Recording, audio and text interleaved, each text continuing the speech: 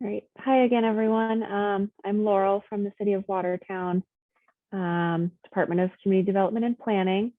We still have a few people trickling in, but I think our trustee consultants, Caroline and Joris, will be taking it away soon.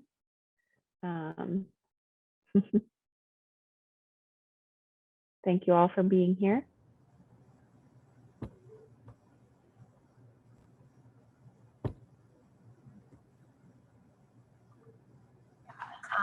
I'll go ahead and share the presentation, and then I guess we can get started in a couple minutes. Sure. Cool.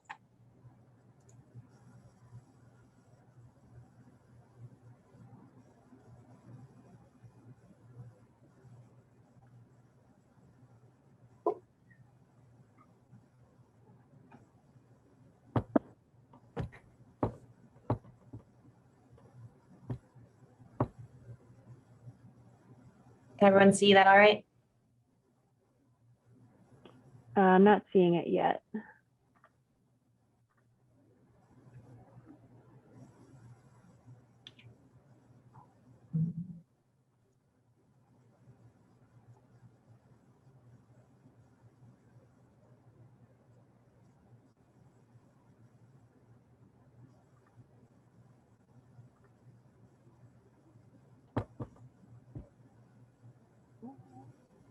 Great. Now I see it. Okay, there we go.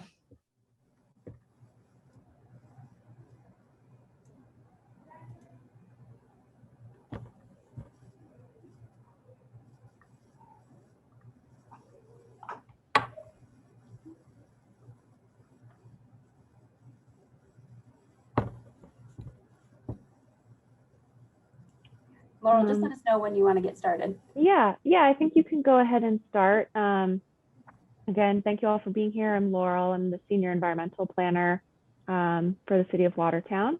I also wanted to give special thanks to the number of city councilors who are joining us this evening. Thank you so much for taking the time. But thank all of you for being here. I think you guys, Joris and Caroline, can go ahead and get started. Thank you so much, Laurel. And thank you so much to everyone to take the time to be here tonight. We really appreciate having you here and getting your valuable feedback. Tonight, we're going to talk about Watertown's community greening program. The focus of this work was incorporating green infrastructure into the most climate vulnerable areas of Watertown to mitigate the impacts of climate change. And this project was made possible through the state's Municipal Vulnerability Preparedness Grant Program, which Laurel will talk about a little bit more. So who is in the Zoom tonight? So it would be great if you guys are comfortable, everyone, if you want to go ahead and introduce yourself in the chat. We'd love to hear more about who's with us tonight. My name is Joris Schwartz. I'm a team leader at Weston and Sampson and the Stormwater Program, working closely with Caroline Pasalacqua. I just wanted to mention too that tonight we have a number of our community members here as well who've been instrumental in kind of moving this project forward. We have 3 of our resident core team members, Cambria, Rachel, and Vanna. Also have gotten valuable feedback from Stephen Magoon, who's the Assistant City Manager and Community Development and Planning Director, as well as Matt Schumann, the City Engineer. So again, like I said, this has been very much a group effort to kind of move this project forward and to get it to the point that we're at tonight. So again, just appreciate everybody's hard work to date. I did want to mention that today's meeting and program is under the purview of the Department of Community Development and Planning.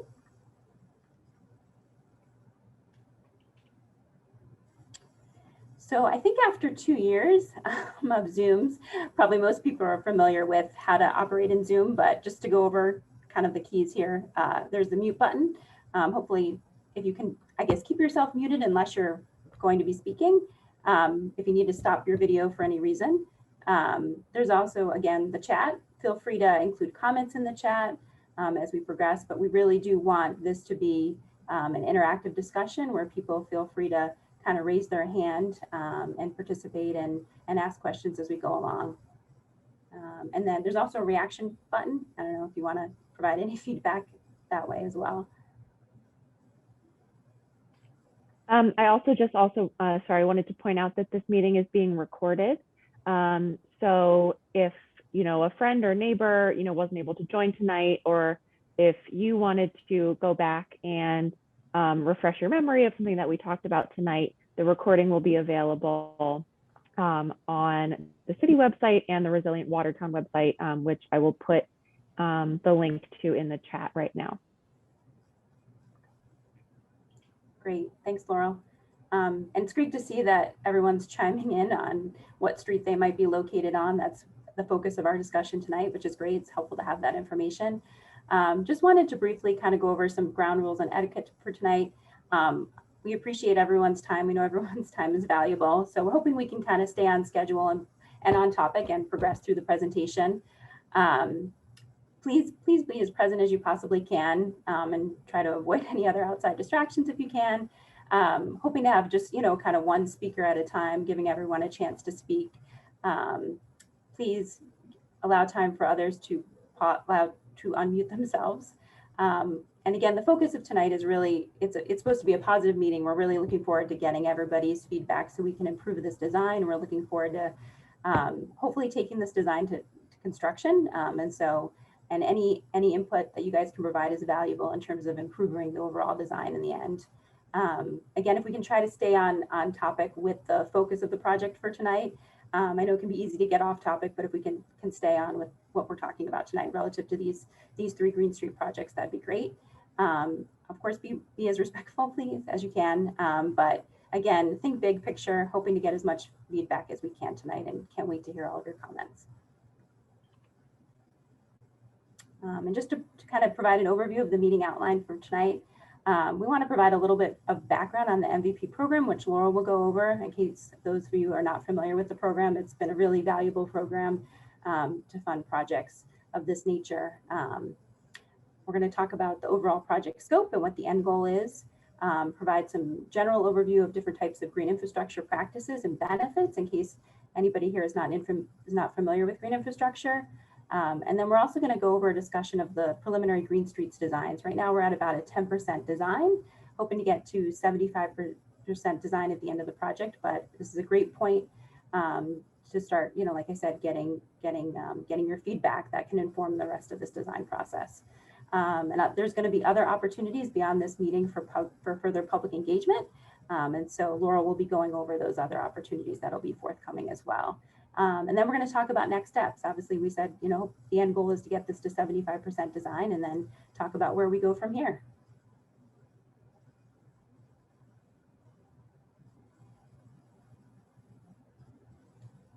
So, Laurel, if you want to talk about the MVP program. Yes, sorry, just managing all the different windows, the waiting room and the chat. Anyway, so some of you might be familiar, but this greening program that we're talking about tonight is funded by a Municipal Vulnerability Preparedness, or MVP, grant. The MVP program was launched by the state of Massachusetts in 2017, and it seeks to support municipal scale and regional scale climate preparedness and resilience activities, with a few sort of key areas of focus that they're listed here on the screen. In particular, relevance to the program that we have launched. The MVP program really tries to focus on nature-based solutions, which is using natural systems like trees and rain gardens that collect stormwater in increasing our resilience to climate change, as well as prioritizing community engagement and using an equity lens when looking at climate issues.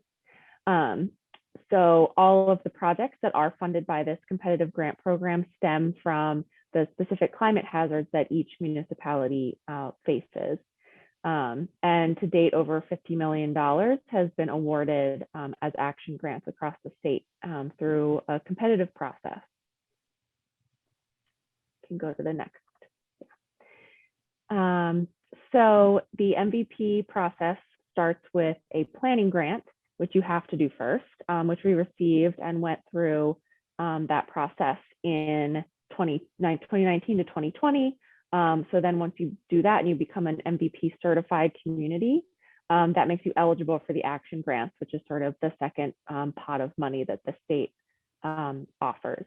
So this map shows which communities have already completed MVP planning and action grants. You can see it's definitely been a popular program. So this community greening program was funded by an action grant that we won back in August of 2021. And it was for a one-year grant cycle ending at the end of June of this year. So you can go to the next slide. So in terms of the scope and where we're hoping to arrive at by the end of the grant period at the end of June, we have done a fair amount in partnership with Weston and Sampson, collecting data, identifying what we've called priority equity areas in the city based on demographic and physical factors, which I believe we'll go into more detail on later here tonight. But and then of course we identified these three potential green streets that we're going to be discussing. But we have more to accomplish in the next 3 months, hopefully arriving at a 75% design for those green streets. And of course, including tonight, we are conducting public engagement and conversation around this program and around the benefits of green stormwater infrastructure in general. It's very important to mention that we're currently pursuing MVP funding for further design and construction phases of this program. But again, it's a competitive process. And so we don't have a set timeline for if or when that MVP funding would be secured. So that's sort of where we're arriving at with this first phase. And we're certainly working towards further completion into the future. All right, you can go on ahead. Cool, thanks, Laurel. So to continue on to the some more background about the project, one of the first things that we looked at was establishing priority equity areas in Watertown. So like Laurel mentioned, we wanted to identify those areas where we see an overlap of both the most climate vulnerable populations in Watertown, which includes, in addition to seniors, children, and low income residents, also includes those environmental justice populations that EPA defines. And we wanted to overlap those areas with some physical and environmental characteristics that typically lend themselves to more vulnerability to climate hazards. Those are things like highly impervious areas, so areas where you see a lot of pavement, areas with less tree cover that are more susceptible to urban heat, and areas where there's known flooding concerns or where a lot of pavement and less green space is leading to a lot of stormwater runoff that's not necessarily getting properly managed. This map on the left shows the priority equity areas in pink that we kind of established as part of this analysis. We did it on the census block scale, which is why they're kind of these funny shapes, but these are the general areas in town that met the parameters that we were looking for climate vulnerability. And if at any point people have questions or want to chime in, just feel free to raise your hand and we'll get to them or put them in the chat. So once we had established our priority equity areas, we started the process of narrowing down different streets that we wanted to consider for redesign as green streets. And there were certain criteria that we kind of went through just thinking about the kinds of systems that we want to install there and what parameters green infrastructure usually requires. So in addition to being located within a defined priority equity area, we were specifically looking for areas where we know the soils are able to infiltrate or absorb stormwater. That's a big piece of green infrastructure and green streets, as we'll get into in a little bit. We were also looking for streets that have some existing wiggle room between the sidewalk and the roadway, and or enough space to install some green space between the sidewalk and roadway, because a lot of green infrastructure practices kind of fit in that space. We were looking for areas, like we mentioned before, that have a lot of pavement and are particularly vulnerable to urban heat. And we were also looking for areas that have existing drainage that lends itself to being retrofitted with these green infrastructure systems. So where there are existing catch basins that maybe we can work around or work with to make improvements to the drainage system. Moving on. So that's how we settled on Templeton Parkway, Francis Street, and Dexter Ave. It met all of those criteria. Before we move to kind of a more detailed discussion on different green infrastructure practices, we wanted to pose a couple of questions that if you could answer in the chat, that would be great. You just type A, B, C, or D, or if none of these answers kind of fit, just feel free to type whatever. The first question is, what are your primary interactions with the selected green streets? Seems like a lot of people live on these streets, which is great. We want to know if you mostly drive, if you mostly walk or bike, if it's kind of equal, or if maybe you're just interested and you don't actually go down these streets very often.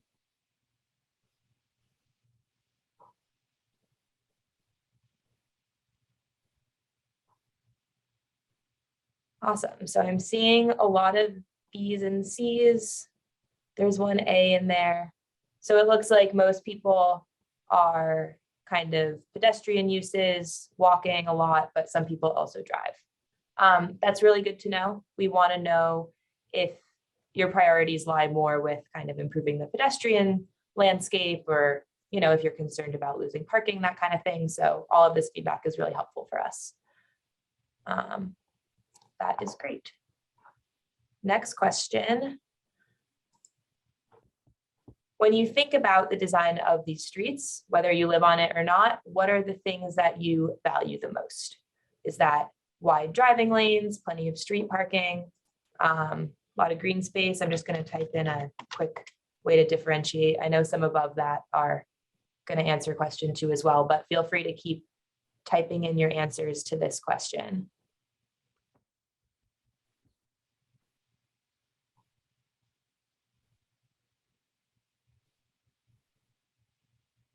So it looks like most people are concerned with trees and green space, some bike infrastructure rather. And a couple people answered B for street parking. So that's great. It seems like everyone's really interested in improving the green aspect of these streets. Last question.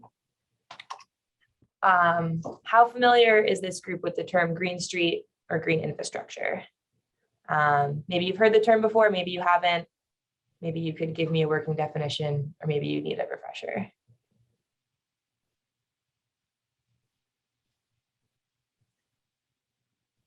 Great, I'm seeing a lot of A's and C's and 1 or 2 B's. So everyone's lucky day. We're gonna go through and talk about green infrastructure systems and what it means to actually design a green street. I just wanted to kind of get a gauge. Yes, we have considered a Zoom poll. We just couldn't quite set it up in time. Thanks, Nathan. Okay.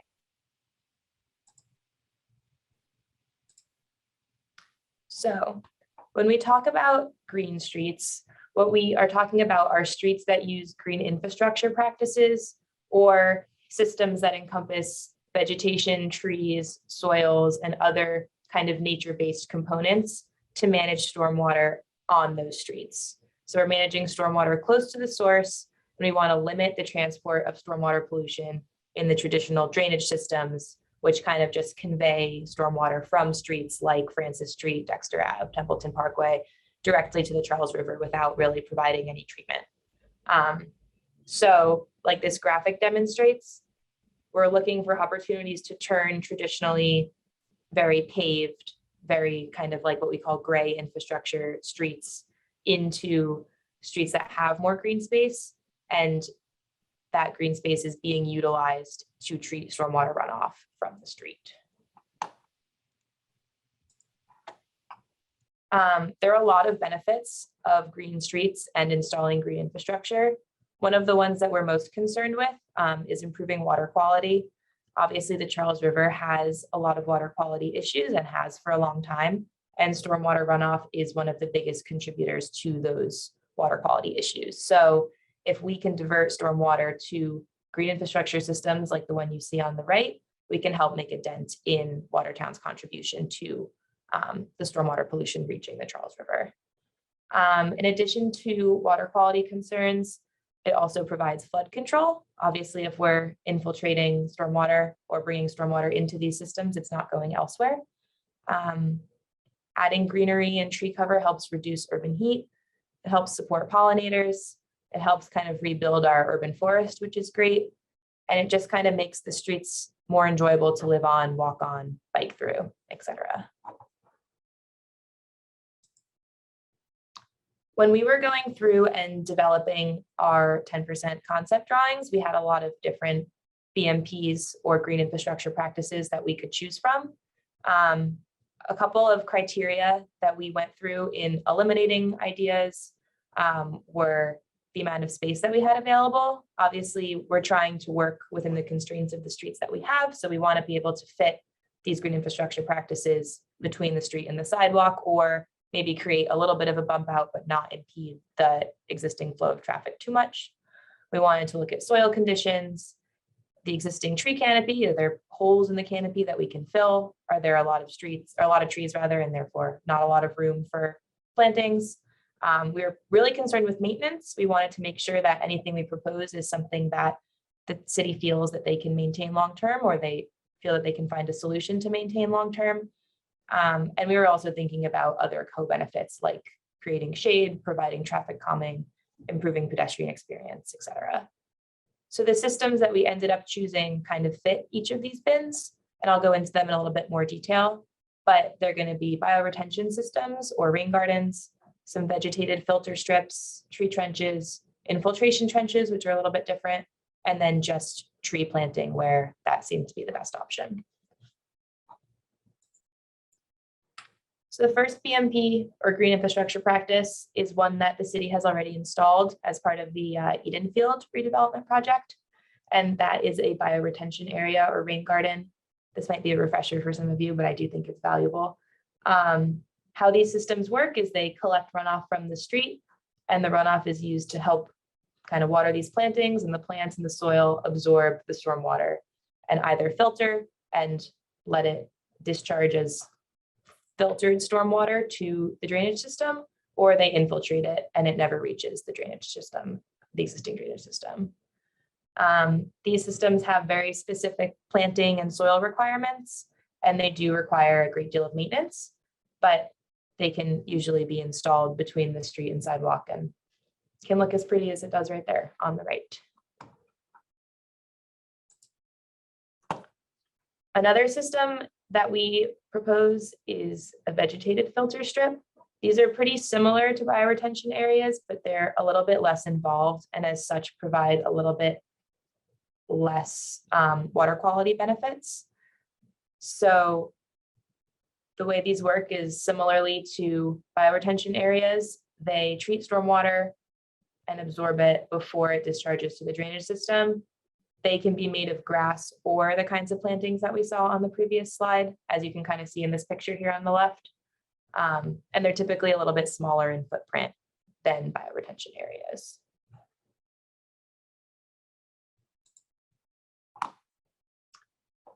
Another system that we know the city has used and have worked well here before are tree trenches.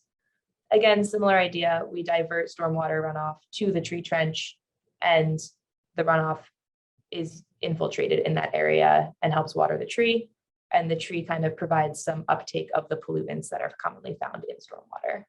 These again are lower maintenance than a lot of the bioretention areas, and they can fit in those small spaces, which is great.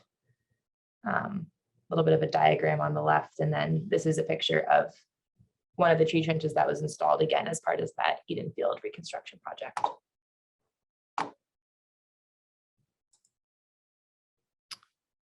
Another type of system that works well for dealing with stormwater concerns, but is a little bit less visible, are infiltration trenches.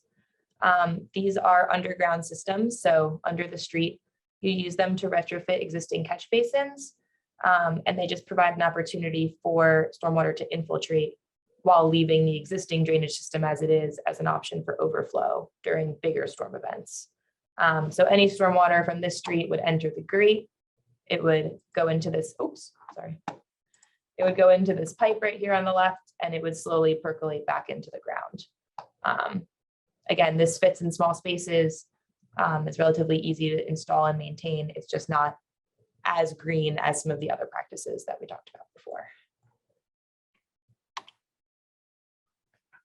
The last type of green infrastructure retrofit that we are recommending are street trees. They're obviously an important element of all green streets and have a lot of benefits for mitigating urban heat and improving air quality. We recommended just straight street trees where we didn't feel that there was space for any of the other green infrastructure practices. The Trees for Watertown folks have done a lot of great work at identifying where there's needs to fill in the holes in the tree canopy in Watertown. And we were kind of excited to see that what we found overlapped with what they found in terms of where there's need for planting. If you haven't seen this graphic before, the purple areas are existing planting sites that need to be filled. And the green areas are areas where there already are street trees. So in our conceptual designs, we'll see that we've tried to fill as many of these purple spaces as we think is reasonable. I'm going to take a brief pause right there. I know that was kind of a lot of information. So if anyone has any questions, wants to chime in right now before we jump into looking at the designs, that would be great. I have a question. Yeah.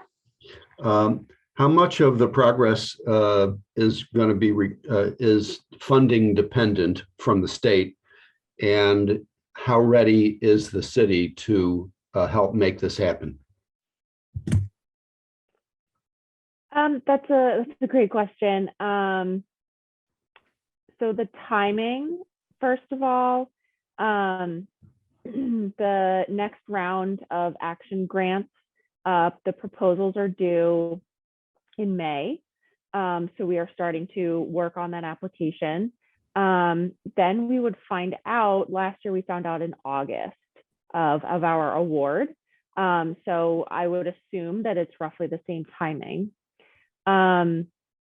If that does, if we unfortunately weren't awarded, then we will address, a backup budgetary plan, and that's going to take conversations with City Council and DPW, over the summer about, what's our backup plan? Are there other grants out there that we could also apply for to get these plans finished up and get construction started? So that's sort of what the timing and options looks like.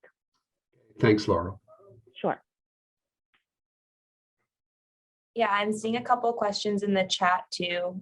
Natalie asked if Watertown will remove the low overhead wires. I would have to double check, but I think that electric wires and telephone wires are not town property. I believe they're owned by the electric company, but any improvements that we recommend would work around the existing utility lines overhead. So if we're recommending a tree, for example, we would never recommend a tree that's going to grow into the wires. We would recommend one that has kind of a shorter, mature height to work around that. But that's a great question. Hadi, I hope I'm pronouncing your name properly, asks if there's an estimate of time required to execute each of the different options and how that will be factored into the decision-making. I would think that any of the green infrastructure practices that we recommend would all be installed at the same time. It's kind of a matter of which ones we put where, and they should all be able to be constructed within one construction season, which is usually a spring, summer timeframe. So it would be probably a couple months to make all of the improvements, I would assume. A couple other questions. Megan wants to know, how are these green spaces maintained? How are they irrigated? And how will they be established? How will they be irrigated during drought periods? That's a great question, and one that we're actually looking into further, because obviously homeowners are often responsible for the buffer strip in front of their house. And we haven't quite worked out what the best plan would be for maintenance of these BMPs, but definitely going to address that before we move into further stages of design. Yeah, and I would add our DPW is adding more and more of these kinds of green stormwater interventions. And so necessarily sort of our maintenance protocol for this kind of stuff, needs to grow with that physical growth of the infrastructure. So it's certainly something that we're paying attention to. Yeah. Libby sent a link of the map for the street tree availability in Watertown, kind of where I took that snip from before, which is really great. I would recommend looking through it. I thought it was really cool. Melinda asked, can you offer a rough estimate for a cost to install one area, for example, average size bioretention site? We haven't actually looked into costs yet as part of the conceptual design. A lot of things are up in the air right now with like inflation, and materials are changing price all the time. So we weren't going to look into costs until we have a better idea of what our layout is going to look like. Nathan wants to know if any vegetation would be native and drought resistant. You've seen some installed trees in the past 5 years die within a year. That's a bummer, but yes, we would. We would definitely want to make sure that everything we install is native, drought tolerant, salt resistant if we can swing it, because obviously during the winter, when you plow, a lot of snow melts into these systems, and we don't want the salt and grime from the snow melt to kind of limit their chance of survival. Thanks, Nathan.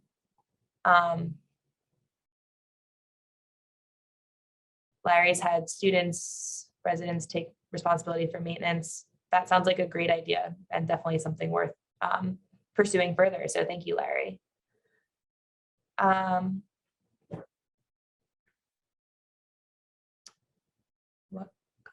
So there was a question about engagement with Watertown Public School students.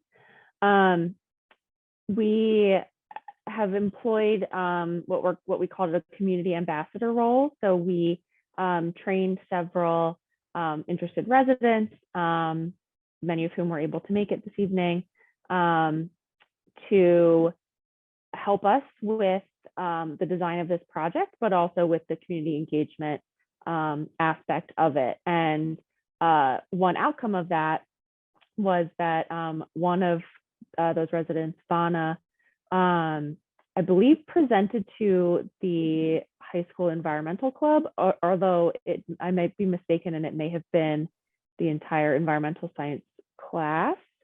So that was a really, really great conversation, she said. And, speaking from my own experience with trying to do engagement, understandably, school students and teachers are very, very occupied with other things that they're doing, let alone the pandemic of it all. So we're certainly eager to do more engagement with students, even perhaps in the future engaging them, like someone just mentioned, in maintenance, or educating them about native plants and green infrastructure and how to care for those kinds of systems. So there's been some contact, but definitely room for growth there. Yeah, definitely. One more question: who will do the installations? How will they coordinate with other infrastructure? Are there learning opportunities involved? I would imagine the city would hire an outside contractor to do the construction. Mm-hmm. Where possible, they might try and coordinate this work with when existing road improvements are scheduled. Mm-hmm. Although if MVP funding were awarded, the timeline might be a little bit different.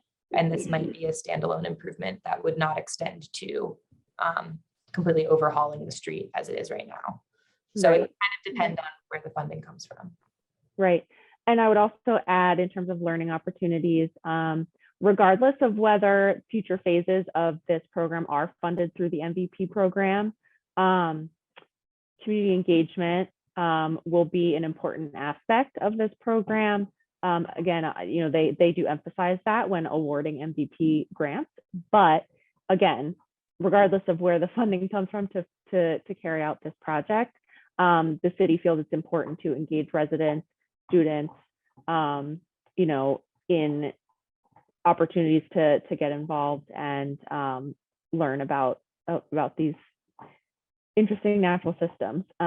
So that's certainly going to be a part of this moving forward. And if you have cool ideas of how to do that, I am all ears.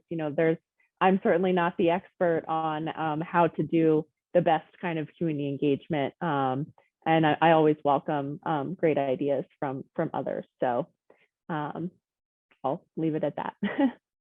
Yeah, it looks like Libby wanted to take a couple minutes to make one comment before she has to hop off. Libby, do you want to hop in right now? Yeah, thank you very much. My name's Libby Shaw. I'm with an organization called Trees for Watertown, and I may also be perhaps one of the longest Watertown residents here. I've lived on Templeton Parkway since 1978. I moved to Templeton Parkway from Somerville back then because it was so beautiful with so many big, beautiful trees shading the streets throughout this whole neighborhood. The streets were dappled with shade, Edgecliff, Templeton, Maplewood, there were trees everywhere. Year by year by year, the trees have gone and gone and gone. It's been very sad to see. That's part of the reason why I became involved with Trees for Watertown, because this seemed like an opportunity to help re-tree Watertown. A couple points that I think really need to be stressed. It's very important if we're going to plant trees, remember that the trees really need to be planted so that they can survive for at minimum 50 years, ideally maybe 70 to 80 years.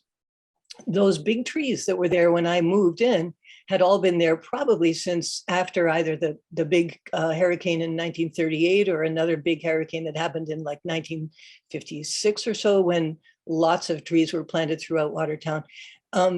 Trees really need adequate soil volume. I'm a little concerned about one of the illustrations of a tree trench showed like a couple trees in a space where if those trees were intended to be full-size shade trees, only one tree should be planted. There has to be adequate soil underground. So as this is being planted, it's really important, whether it's a street tree or whether it's in a tree trench, that you plan for the mature size of the tree. It's really important, and it's a wonderful opportunity to do that. One other thing I wanted to say is that I live at, so Edgecliff and Templeton merge in this very curious way. There's a stretch of a short block where all the street numbers on one side are Edgecliff Street numbers, and on the other side, they're all Templeton Street numbers. And on either end of this weird stretch of road, there's a vast amount of blacktop. The vast amount of blacktop down towards the Belmont Street end is part of that project, and that's very exciting. I would really encourage you guys to consider incorporating it all the way up to the vast amount of blacktop on the other end. That's crying out for the same kind of treatment and lots of opportunity to expand the planting strip and provide some actual generous room for big shade trees. I would love to see this neighborhood. I'd love to depart this earth knowing that this neighborhood is going to again be as well treated as it was when I moved in. Thanks. That's all I really wanted to say. Thank you, Libby. I really appreciate your feedback. We'll definitely make a note of that. We're going to go through the designs and kind of mark them up in real time with everyone's feedback. So we'll make sure to circle that area where Templeton and Edgecliff intersect and see what we can do. Cool. How will the residents on the 3 streets be given the opportunity to offer input? We're going to get to that right now. And I think we'll move on, but if there's any more questions, feel free to keep posting them and we'll circle back at the end.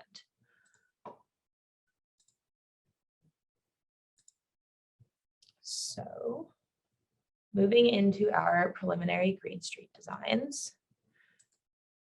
Before we hop in, I just want to touch on what we did consider when we put together these 10% design drawings and what we still need to consider as the project moves further along. I just want to give everyone kind of a framework of where we are right now so that you have a better idea of where we're coming from. We did survey these 3 streets. You may have seen us out there if you're residents. We took street widths, we surveyed the areas between the street and the sidewalk. We kind of took elevation data, utility information, all that stuff. Locations of existing trees, of where all the underground infrastructure is, all that good stuff.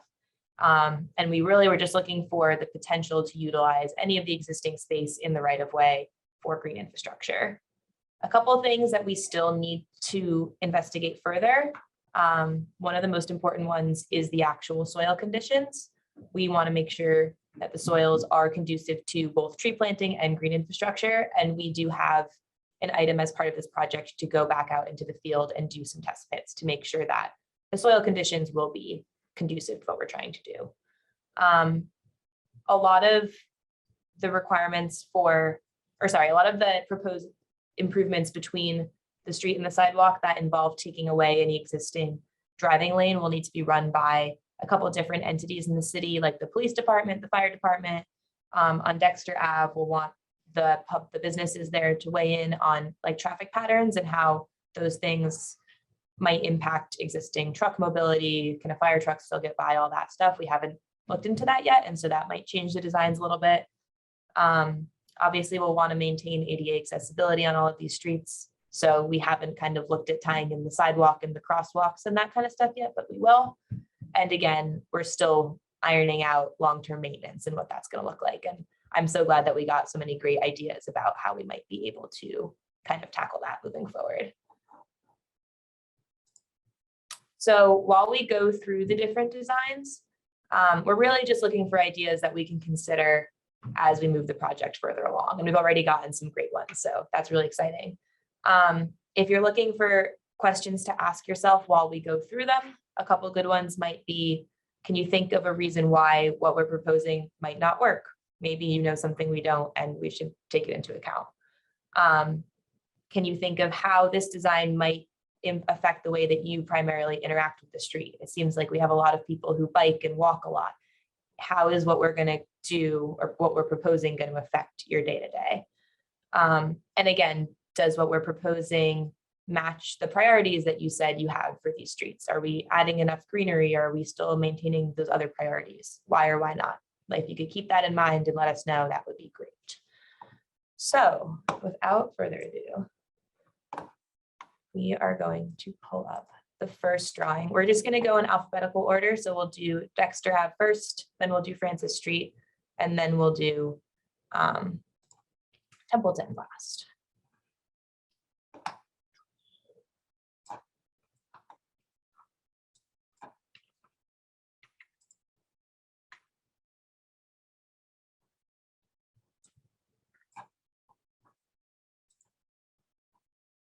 Okay, can everyone see the drawing? Okay.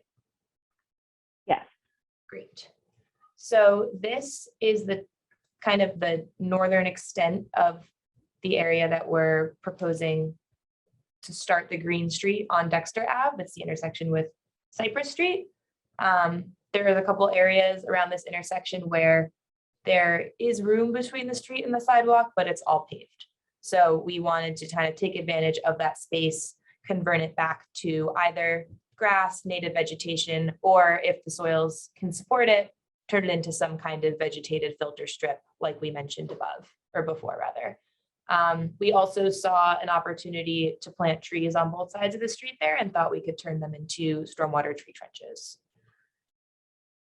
This little pink spot right here is where we're proposing an infiltration trench. That's one of the BMPs that we mentioned before, or green infrastructure practices that we mentioned before.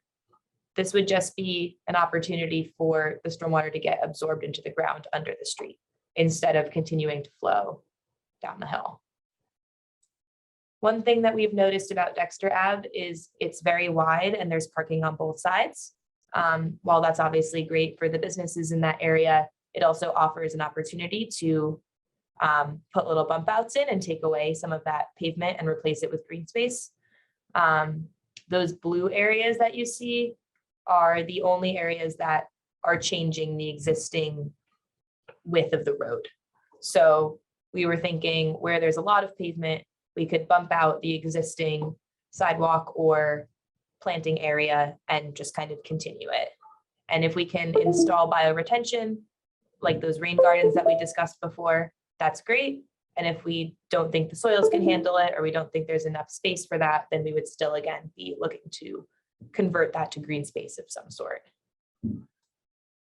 There is a grass strip on this right side of the street, almost all the way down, that has no trees.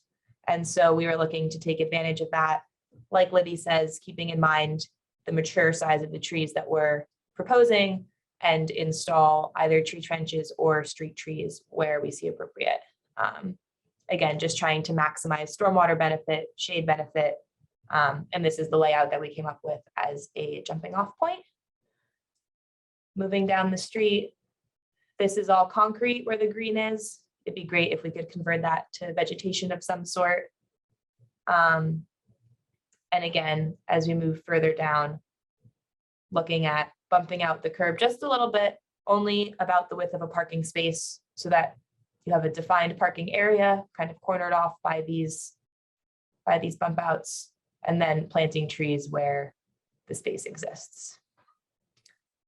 We did develop one little rendering of this street to kind of give you a better idea of what it might look like when it is all said and done. Let me pull it up.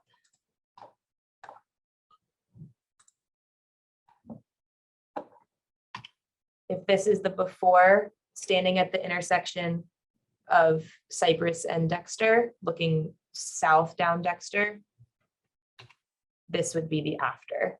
So you can see there's a bump out here with some plantings, and we filled in kind of that available space for trees on the left. And we've added some green space between the street and the sidewalk on the right. Obviously, this isn't everything that we just discussed, but it's one view of what those improvements could look like. So that's Dexter. Does anyone have anything they want to add or any questions?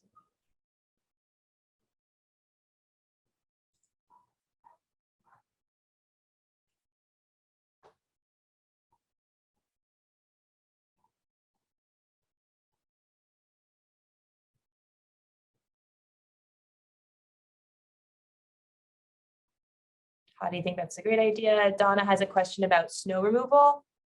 Have we done this in parts of the city already? I'm not sure. I think bump outs have been incorporated into other projects in the city. Something that I've seen in other communities is they'll put those tall orange little sticks in the bump outs before it snows. And that gives the plow drivers like notice that, hey, there's a curb here, be careful. Stuff like that. Are the tree strips wide enough? I do think so. Usually the minimum that we use is 4 feet wide for trees to survive, and definitely at least on the right side of the road, the tree strips are wide enough.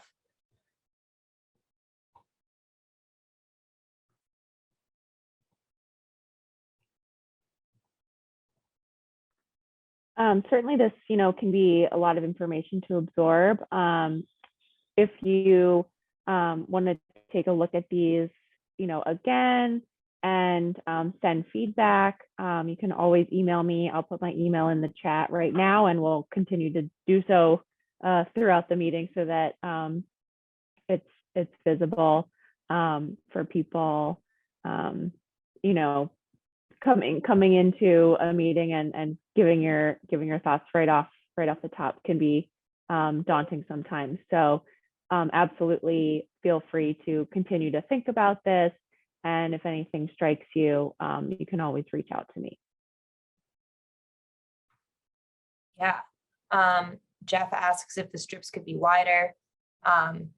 Definitely something to consider. Again, like I said, before we move forward, we're going to talk to like the fire department, police department, to make sure that anything we propose would work with the kinds of trucks and vehicles that they need to get through, and maintaining minimum lane widths and all that stuff. But definitely something worth considering.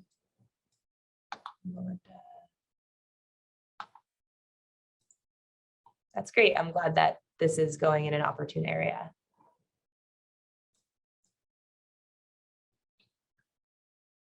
Cool. Well, if there's no other questions on Dexter, we can move on to Francis. And again, if anything comes up, like Laurel said, feel free to put it in the chat or reach out via email. Definitely a lot of information at once. So Francis Street obviously looks very different than Dexter. The street is a lot narrower, and we didn't see as many opportunities for bumping out the curbs and kind of installing lower vegetation that way, but we did see a lot of opportunity for tree planting. If you go back to the trees for Watertown website, you'll see there's a lot of purple on on Francis Street. And when we were there surveying, we noticed there's a lot of planting beds that could be taken advantage of with a street tree or a tree trench. So going down Francis Street, this is, oh boy, Arlington Street up here, I believe. And as we go down Francis Street, we just tried to fill in planting beds where we didn't see existing trees with either. Thank you, Jeff. It's Belmont Street. With a street tree or a tree trench, depending on what made sense. These are existing catch basins right here. And when we're looking at green infrastructure, we're trying to work around the existing drainage. Therefore, as little retrofit is required as possible, and we can use what's there for overflow during big storm events, so nothing floods out. So that kind of is why we put street trees in some places and tree trenches in other places. Will we also be doing some planting on Francis Street? We can certainly look into it more. I think it would be a great idea. But yeah, tree trench here. We have a couple infiltration trenches in front of areas where there already is a street tree. We don't want to overcrowd them again, like Libby said. Another infiltration trench down here, a couple more tree trenches, some proposed street trees. This could be 1 or 2, depending on species type. The infiltration trenches would be new. Donna, that's a great question. We would be retrofitting any existing catch basins with an infiltration trench. So any of the grates on the street that right now they just collect the stormwater and it ends up in the pipes, we would try and keep as much of it there as possible and let it absorb back into the ground. But yeah, moving down the street, still just taking advantage of any open planting beds and putting trees or tree trenches wherever makes sense. We do have a rendering for this one as well. This is kind of a view of the middle of Francis, kind of near number 15, I believe. It's just really wide angle from the camera's point of view. So this is how the street looks right now. And then that would be what it could look like with trees and plantings where we're proposing them. So again, adjusting for overhead wires, we'll put shorter trees on this side of the street and just trying to fill in the tree canopy. Looks like Nathan has his hand up. Nathan, did you have a question? Yes, thank you. So especially looking at the pavement on a street before, which is in poor shape, I mentioned this in chat, but I was hoping to get an answer. Are there attempts to start paving, repaving the streets and some of these opportunities with something that's more permeable so that it doesn't just run off, water doesn't run off the side, but actually goes into the soil underneath? That's a great question.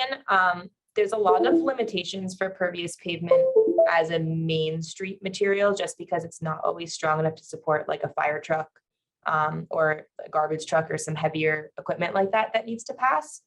I also am not completely aware of the city's street design standards for paving, so I would have to look into that. But I would imagine that the street is somewhere in the city's capital plan for paving, and I'm not entirely sure where that is. But if we could coordinate this work with that, that would be great. Otherwise, it would probably be two separate projects. I don't know, Laurel, if you had anything else you wanted to add to that. No, that was well said. Part of our street selection process was to look at sort of DPW's upcoming and longer term paving sort of schedule. So that has been taken into account. Definitely, like Caroline said, there are some limitations to pervious paving. There are also some maintenance concerns that I know that DPW has. So it's definitely an excellent point, though.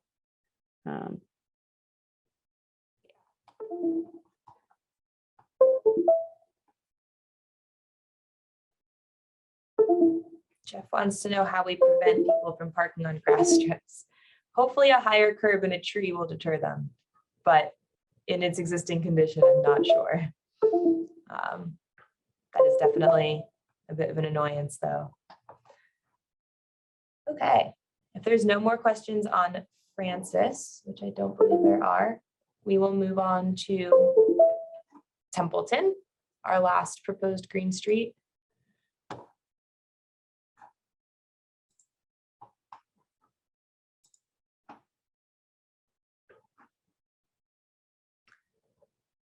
So we'll start on the southern side, which is where that intersection with Edgecliff is that Libby mentioned. I believe they were mentioning putting a some type of green space like in this area. Whoop, that's not working, but right here, which is definitely worth considering further. Uh-oh, I think it froze quickly. Sorry, bear with me.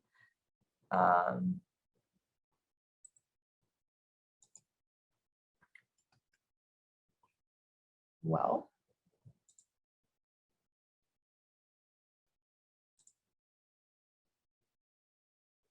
there we go. Anyway, as we move along Templeton Parkway towards the main road up there, which I believe is Belmont Street, we were proposing some street trees, a tree trench kind of close to this intersection with Salisbury Street. This is another area where we noticed there's kind of a lot of excess pavement, and we proposed a vegetated bump out here that again could be a green infrastructure practice like a rain garden or a bioretention area if the soils are suitable, or it could just be a planted area. Megan, you are probably right. That is probably Salisbury Road, and we will correct that. Thank you. We also proposed a couple infiltration trenches here at this side of the intersection because there's some existing trees on this side and not a whole lot of space on this side of the road. Moving up the street, again, filling in empty planting beds where we can. We proposed a couple more tree trenches over here where we think there's enough space. Just some street trees on this side of the street. And then up here, there is a long strip of asphalt between the sidewalk and the street that we're just proposing to convert to vegetation of some sort. It might be a stormwater treatment practice with some special plantings. It might be grass, might be other native species. That'll depend on the soils and what we think is feasible. And then just one more infiltration trench at this catch basin over here, because there are some existing trees planted kind of closer to this intersection. Evie loves the bump out there. Yes, definitely. We're kind of looking for areas where we can overlap stormwater interests, canopy interests, traffic calming, and try to make it kind of a better experience overall.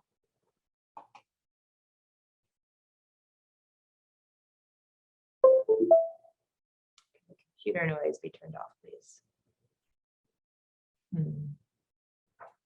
I don't know if that's me or not. It might be. Yeah, I hear it too. That's not me. Maybe that made it better. Okay. And then Larry asked if Watertown is looking into cool pavement. I also don't know much about it, Larry, so I would have to look into it more. Laurel, do you know anything about? No, I was just about to Google it. I hadn't heard of it. But Yeah, thank you for. I think it's a surface that some communities are using because it has a higher solar reflectivity. Right. But I don't know much about how cost effective it is or how durable it is, but I have heard about Right. different communities using it. Right. Well, thanks for bringing it up. We'll definitely look into it. And that's another great thing about working in this sort of climate change space and in this MVP program. They encourage a lot of cross-municipal conversation and discussion, because obviously we're all facing a lot of the same issues. They vary, but we can certainly learn from each other. So there may be nearby municipalities that have used it, and we can reach out and ask about their experiences. So thank you.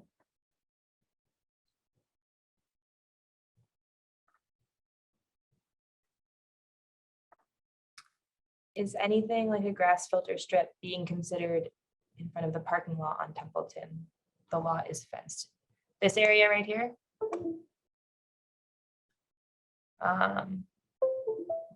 Not right now, but we can look into it. That's a great idea. Thanks, Evie.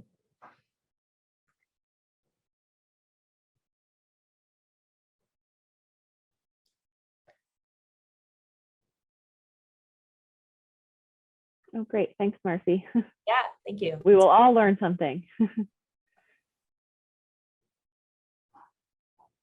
Cool.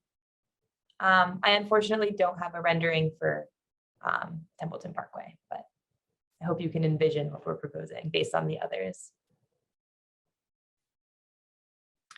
Yeah, Nathan, we would avoid using grass for those reasons, but also because where we can, it's nice to plant native species and drought tolerant species.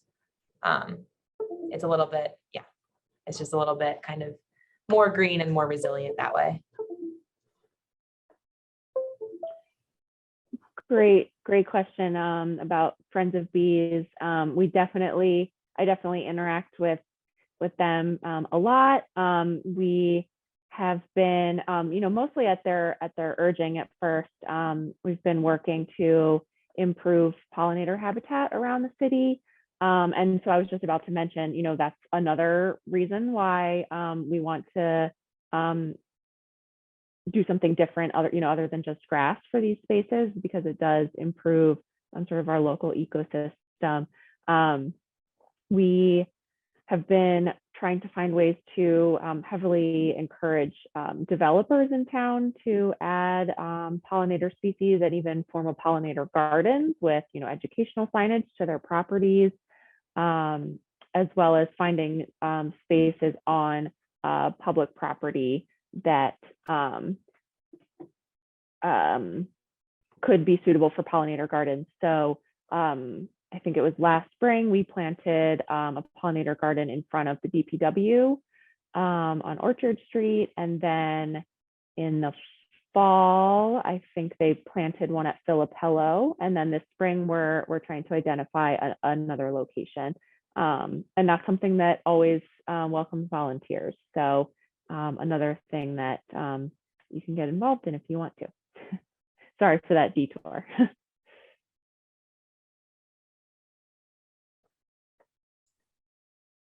Yeah, and Jonathan, to your question, will ADA compliance in front of the strip on Dexter be addressed as part of this project? I'm not entirely sure where that strip is that you're referring to. I can pull the plan back up.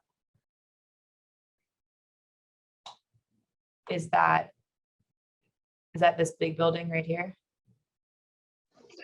Yeah, it's the huge building there with the solar panels. Mhm.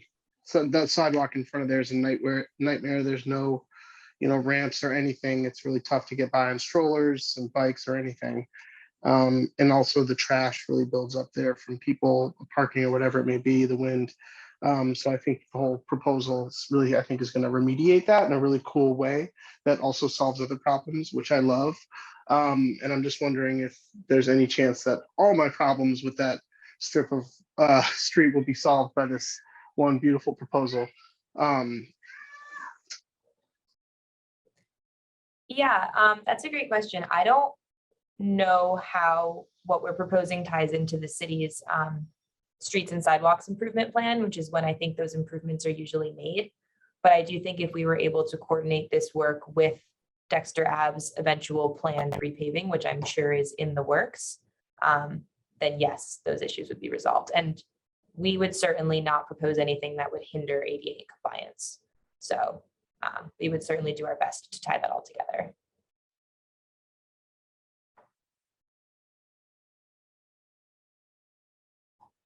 Yeah, so if anyone has any more questions or input on these 3 streets, definitely don't hesitate to put it in the chat or, reach out to Laurel after the fact. But thank you all for your input to date. So far, that's been great. Cool, so we'll hop back into the presentation.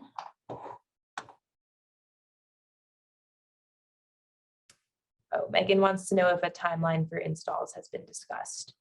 We mentioned it a little bit at the beginning of the presentation, but a lot of things are going to be dependent on funding for this project, which has not yet been secured for final design and construction. So that is something that we're working on right now, but have not kind of fleshed out yet. Hey, Caroline, I was just going to comment too on the timeline quickly. So again, with submittal of the grant application, that's something we'll be discussing in the next, I guess, few weeks, in the next month, because there is a tight timeline for implementation of a lot of this grant. So basically, I think Laurel was mentioning, like, you might get an award notification in August and construction would have to be completed by June 30th, 2023. So it is pretty tight unless you ask for a 2-year period to implement the project. And I'm sure that's something Laurel will be discussing, but it's exciting to think if the project does get funded that things could move forward rather quickly. The other thing I just want to mention too quickly, I keep seeing that Councillor Gardner keeps asking about how everyone can support the project. And I just wanted to mention, as part of the grant application process, we are looking for letters of support. And the more letters of support we can get, the better chances of this project will receive funding. So yeah, if everyone can start putting together letters of support, that'd be amazing and very helpful. Yeah, thanks, Doris. I was trying to remember to mention that as well. Letters of support, as Doris just said, can go a long way. So if people on this call want to, join up with your neighbors and submit something, that would be an honor. We can talk more about how to accomplish and facilitate that if people are so moved to do that. But yes, local support is definitely important for the state deciding to award a grant. Yes, you could send a letter of support directly to me. And via email too. You don't need to send it through snail mail. Yeah, that's a great point. I have a couple other questions about the selection of this portion of this portion of Dexter. For the most part, we chose it based on where it overlapped with those priority equity areas that we discussed earlier in the presentation. I don't believe that included a lot of the section of Dexter that is more residential. It's also a really good opportunity for traffic calming based on just the width of the road in that area. And we're hoping, at least when I was out there, I noticed people going really, really fast down the street. We're hoping that some stuff that we incorporate as part of this project will kind of help mitigate that, as well as address stormwater issues. We just saw it as an opportunity to take away a lot of impervious area in that part of the equity area.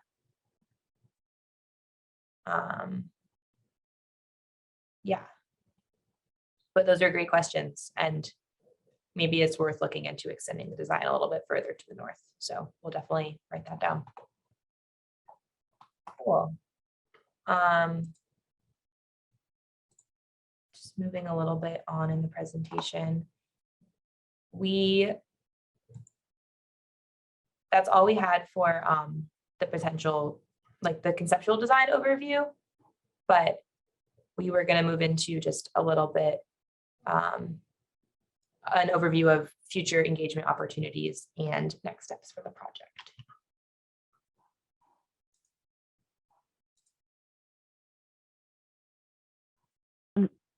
Yeah, so we do have some further opportunities for engagement in the next few months. So we will be doing site walks in May or June once it finally gets nice and warm and green outside. We're going to be doing a sort of more general informative green infrastructure tour.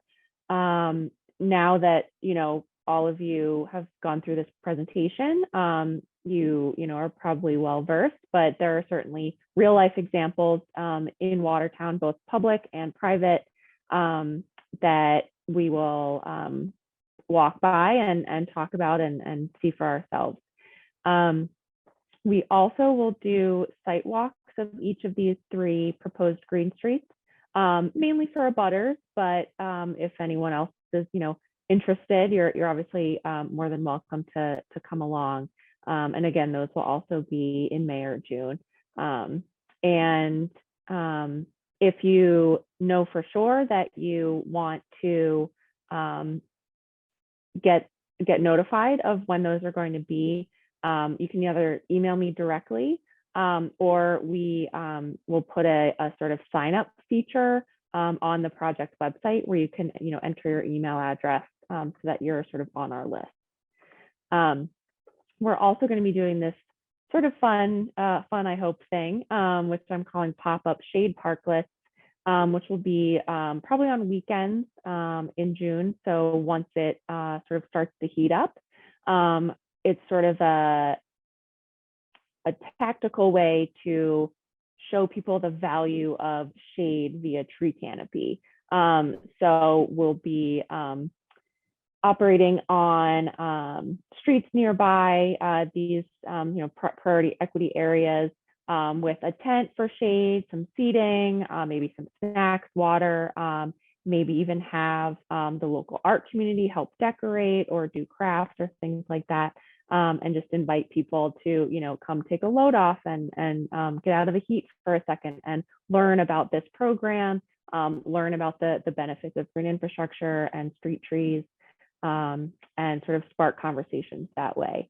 And finally, as I mentioned earlier, we have these wonderful community members who have been trained up to give presentations about this program to community groups or groups of neighbors, really anyone who's interested. So definitely reach out to me. There's my email again, if you would like to schedule a presentation for your group or your organization. Yeah, so we've got some exciting, interesting things coming up.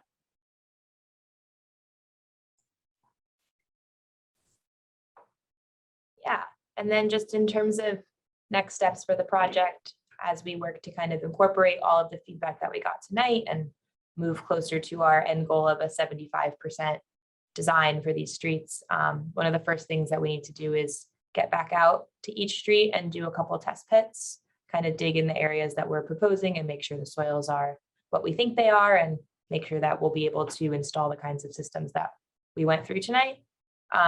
Like we said, move forward with 75% design by June 30th. That's when our MVP funding under this grant runs out and we need to produce deliverables by.